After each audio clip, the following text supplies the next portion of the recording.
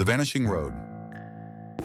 In a small, forgotten town nestled between dense forests, there was a road that nobody dared to travel after dark.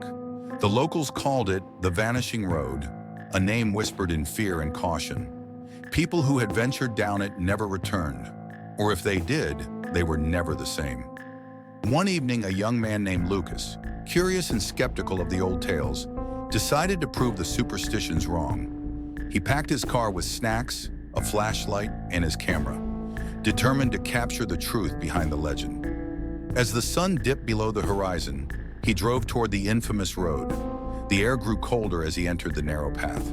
The trees loomed tall on either side, their twisted branches blocking out the last rays of daylight. The road seemed to stretch on endlessly, a ribbon of asphalt fading into the thickening mist. Lucas felt a chill creep up his spine, but he pressed on, dismissing the unease as mere nerves. As he drove deeper into the forest, the surroundings grew eerily quiet. The only sounds were the crunch of gravel under his tires and the occasional creak of branches swaying in the wind.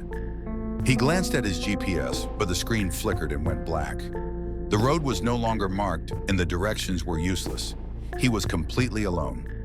Suddenly, his headlights illuminated a figure standing at the edge of the road. It was a woman dressed in an old-fashioned white gown, her face obscured by a veil. Lucas slammed on the brakes, heart racing. The woman didn't move, just stood there, staring at him. "Are you lost?" Lucas called out, his voice shaking slightly. No response. He rolled down his window, the cold night air biting at his skin. "Do you need help?" Without a word, the woman began to walk toward the car, her steps silent on the road. As she approached, the air grew colder, and Lucas's breath began to fog in the frigid air. His hands gripped the steering wheel tightly, his fingers numb with fear. The woman reached the window and lifted her veil, revealing a face so pale it seemed to glow in the dark. Her eyes were empty, hollow sockets of darkness, and a faint smile curled on her lips. Before Lucas could react, the ground beneath the car seemed to give way, and the road vanished into thin air. His car plummeted as if the earth itself had swallowed it whole.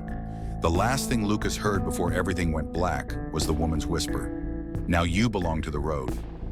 The next morning, the town woke to find the road empty, as it always was. There was no sign of Lucas, no sign of his car. The Vanishing Road had claimed yet another soul, and no one dared to speak of it again until the next time it beckoned someone foolish enough to challenge the legend. And so the cycle continued, the road waiting in the shadows for the next curious traveler.